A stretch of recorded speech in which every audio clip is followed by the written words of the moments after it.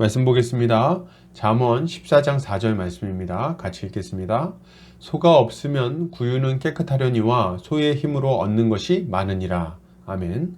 잠언 14장 4절 소 없이 깨끗한 구유라는 제목으로 말씀 보도록 하겠습니다. 신자는 이 땅에서 이러저러한 문제들을 직면하며 살아갑니다. 그러나 그 일들을 피하거나 외면하지 않고 적극적으로 해결하며 삶의 무게를 감당하죠. 왜요? 이것이 가치 있는 삶임을 알기 때문입니다. 오늘 본문을 통해서 이에 대해 함께 살펴보도록 하겠습니다. 오늘 잠언 기자는 소가 없으면 구유는 깨끗하겠지만 소의 힘으로 얻는 것이 많다고 말합니다.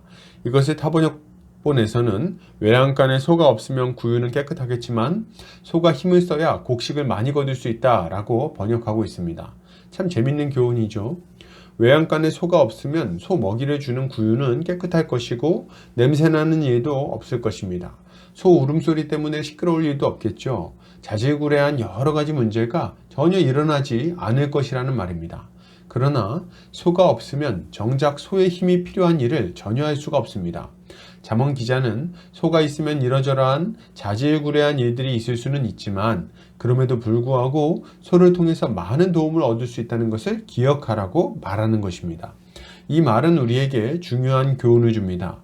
우리가 살아가면서 열심히 무엇인가를 하려고 하면 여러 가지 문제들을 맞닥뜨리게 됩니다. 사람들과 이러저러한 갈등이 생기기도 하고 일을 해내기 위해서 피곤한 시간을 견뎌야 되기도 하고 자유로이 쉴 수 있는 시간이 줄어들기도 합니다. 그러나 이러한 자질구레한 문제들은 우리가 이 땅에서 가치 있는 삶을 살기를 원한다면 반드시 감수해야 하는 것입니다. 이러한 귀찮은 일들 혹은 작은 문제들 때문에 진지하게 인생을 살아내는 일을 포기하는 것은 참으로 어리석은 모습이라고 할 수 있습니다. 왜요? 이러한 귀찮은 일들을 감수함으로 인해 얻게 되는 인생의 보람과 기쁨은 그와 비교할 수 없이 크기 때문에 그렇습니다. 이 교훈은 여러 가지 측면에서 적용이 됩니다. 이 시대의 많은 청년들이 결혼한 이후에 생겨날 문제들을 걱정하며 비혼주의에 빠지는 것을 보게 됩니다. 그들은 결혼해서 서로 맞추어 가는 것과 양가 부모님을 신경 쓰는 것, 아이를 출산해서 양육하는 것, 이런 일들을 걱정하죠. 그런 자질구레한 일들을 하면서 힘들어하는 것보다 적당히 연애만 하고 혼자 인생을 살아가는 것이 더 낫다고 생각하는 것입니다. 그러나 이것은 어리석은 생각이에요. 왜요? 가정을 이룸으로 인해 신경 써야 할 자질구레한 일들로 인한 귀찮음과는 또 그런 스트레스와는 비교할 수 없는 기쁨을 가정을 통해서 얻을 수 있기 때문에 그렇습니다. 서로를 진실로 사랑하는 배우자를 얻게 될 것이고 사랑의 열매로 자녀를 얻게 될 것입니다. 그리고 그 자녀를 양육하며 인생에 있어 가장 큰 기쁨을 얻게 될 거예요. 이것은 교회 생활에 있어서도 동일하게 적용이 됩니다. 이 시대에는 가난한 성도들이 많이 있죠. 교회를 안 나가는 성도들 말이죠. 이들은 주일 아침에 교회에 나가서 예배드리는 것을 귀찮게 생각합니다. 교회의 형제 자매들과 함께 시간을 보내는 것도 귀찮고 그들과 함께하며 문제가 생기는 것도 싫습니다. 굳이 교회에 내 개인 시간과 힘을 빼앗길 필요가 없다고 생각하는 거예요. 그저 적당히 헌금이나 하면서 설교 말씀을 들으면 그만이라고 생각합니다.